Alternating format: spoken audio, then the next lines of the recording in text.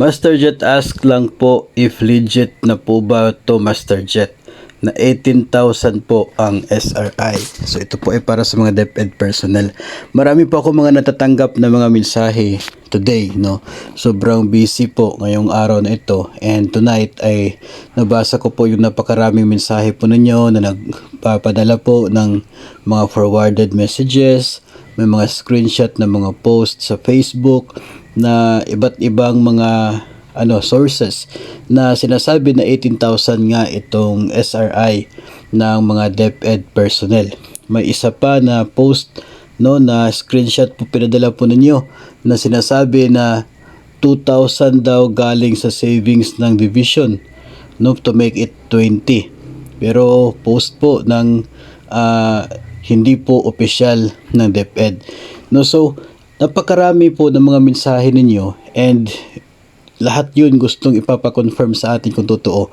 Ako naman po ay wala po akong connections kahit saan, wala po akong kilala, maging doon po sa regional office namin dito at lalong-lalo na sa central office.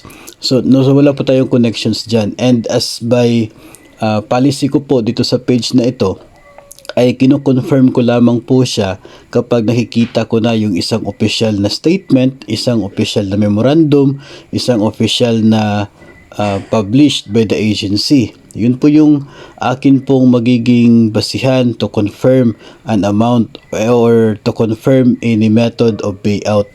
So hindi ko po pwedeng gawing basihan for my confirmation itong mga pinapadala po ninyo sa akin, kasi yung mga pinapadala nga po ninyo nanggaling sa iba't ibang sources. May mga nagsasabi na galing sa isang RD, Regional Director, may mga nagsasabi na ito ay galing kang Undersecretary POA na siya pong spokesperson ng DepEd, pero wala naman pong nailabas na balita na yun talaga yung naging statement ni Attorney POA sa press, So yung mga ganun po klase na iba't ibang mga sources at iba't ibang mga circumstances po na pinapakita po ninyo sa inyo po mga mensahe, so mas lalo pong hindi ko po talaga siya pwedeng ikumpirmahin. Ang sa akin lamang dito mga master ay kung 18,000 man yung SRI, edi maganda, At least mapapasalamat tayo, napakalaking halaga na po nun ng 18,000 na SRI na yan.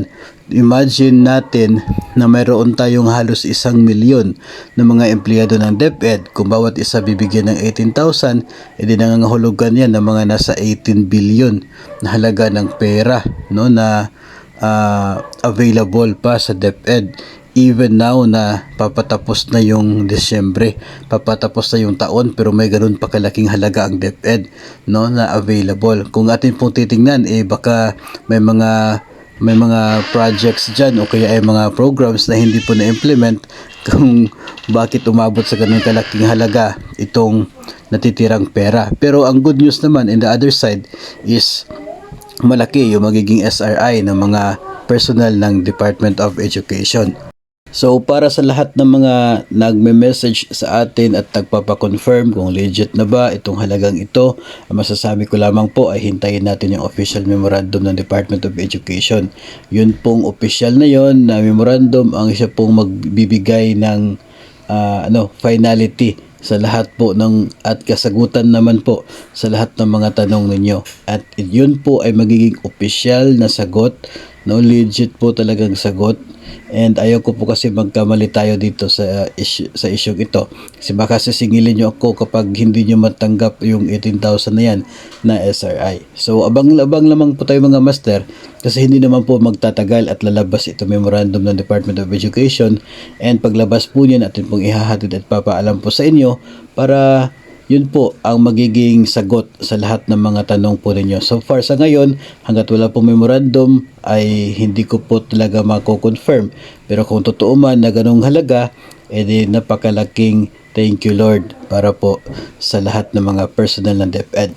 Yung mga personnel naman po sa ibang government agencies, hindi po natin mako-confirm kung magkano. Siguro ay mag-abang na lamang po sa any announcement from your agency as to how much makukuha po ninyo na service recognition incentive.